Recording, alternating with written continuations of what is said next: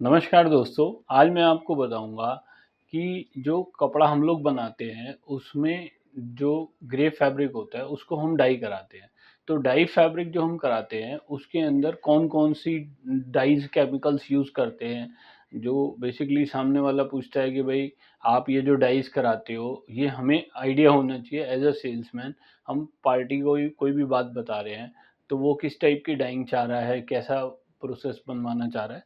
तो आइए मैं आपको बताऊँगा। सबसे पहले क्वेश्चन है डाइंग कौन-कौन सी होती है? डाइंग जो होता है वो कौन-कौन सी होती है? सबसे पहली डाइंग होती है रामाज़ोल डाइंग। रामाज़ोल डाइंग जो है ये कॉस्टली डाई होती है। जो भी फैब्रिक हम बनाते हैं उस पे उसको मर्सराइज़ करके आरएफडी करते हैं। फिर उसके ऊपर रामाज़ोल कलर्स होते हैं। वो कलर नॉर्मली जैसे अगर कोई कलर सपोज़ ₹100 का है, तो रामाज़ोल कलर जो होता है वो ₹150 का है, तो उसकी कॉस्ट काफ़ी ऊँची होती है। तो नॉर्मली जो डाइंग होती है उसमें रामाज़ोल कलर कम यूज़ होते हैं। इसके बाद सेकंड डाइंग होती है रिएक्टिव डाइंग। रिएक्टिव डाइंग जो होती है वो हम जो कपड़ा ग्रे बनाते हैं, उसके बाद फिर उसको डाई करते हैं। पहले आरएफडी करते हैं, फिर उस पे रिएक्टिव डाइंग करते हैं, जो नॉर्मली यूज़ प्रोसेस में यूज़ होती है।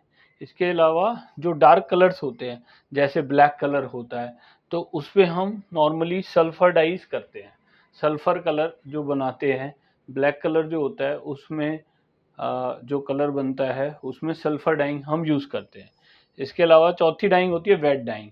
वेट डाइंग जो होती है बेसिकली ये पक्की डाइंग होती है।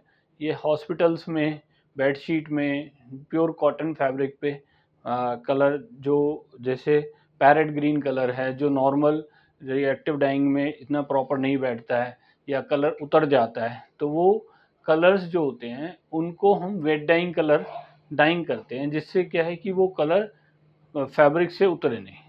तो इस टाइप से मैं आपको समझाऊँगा। सबसे पहले जो कपड़ा होता है वो ग्रे होता है। ग्रे कपड़ा जो होता है उसका पना होता है 62 इंची बना, जैसे हमारी शर्टिंग में उसको हम पहले आरएफडी करते हैं। आरएफडी का मतलब हो गया ready for dying. Ready for dying करने के लिए सबसे पहले उसे मर्सराइज़ करके कपड़े के अंदर से जो भी डेड पार्टिकल्स होते हैं वो निकाल के उसको आरएफडी फिनिश के लिए तैयार करते हैं। फिर वो फैब्रिक जो होता है वो रेडी फॉर डाइंग हो जाता है।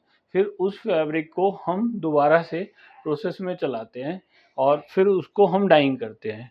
डाइंग होने के बाद वो फैब्रिक जो है उसकी विड्थ जैसे 63 इंची है, तो उसकी विड्थ रह जाती है 54 इंचेस।